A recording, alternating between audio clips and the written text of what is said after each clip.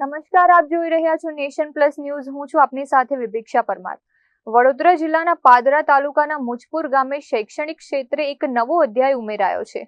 મુજપુરમાં ₹1,75,00,000 અંદાજિત ખર્ચે આકાર પામેલા આધુનિક નવીન શાળા ભવનનો લોકાર્પણ સમારોહ યોજાયો હતો.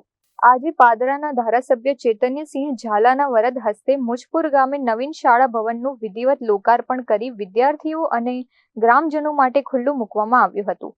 આ પ્રસંગે તાલુકા ભાજપ પ્રમુખ સંજયસિંહ પરમાર, તાલુકા પંચાયત પ્રમુખ મહેન્દ્રસિંહ પડિયાર, ઉપપ્રમુખ કામિની પટેલ, મુજપુર જિલ્લા પંચાયત સદસ્ય ઉર્મિલાબા પડિયાર, મુવાલ તાલુકા પંચાયત સદસ્ય પિનાકીન ચૌહાણ, પૂર્વ જિલ્લા પંચાયત સદસ્ય પ્રતાપસિંહ તેમજ સમીર કંપનીના MD RC પટેલ સહિત ભાજપના હોદ્દેદારો, શાળાનો સ્ટાફ, વિદ્યાર્થીઓ અને મોટી સંખ્યામાં ગ્રામજનો ઉપસ્થિત રહ્યા હતા.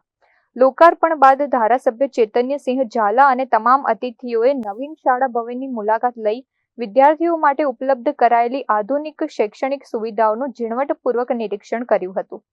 આ પ્રસંગે ધારાસભ્ય ચેતન્યસિંહ ઝાલાએ પોતાના પ્રાસંગિક સંબોધનમાં જણાવ્યું હતું કે વર્તમાન સમયમાં ગુણવત્તાસભર શિક્ષણ માટે આધુનિક સુવિધાઓથી સજ્જ શાળાઓ સમયની જરૂરિયાત છે. આ નવું શાળા ભવન વિદ્યાર્થીઓને ઉત્તમ શૈક્ષણિક વાતાવરણ પૂરું પાડશે અને મુજપુર ગામના સર્વાંગી શૈક્ષણિક વિકાસમાં એક મહત્વપૂર્ણ ભૂમિકા ભજવશે. Prajesh Shah, Nation Plus News, Padra.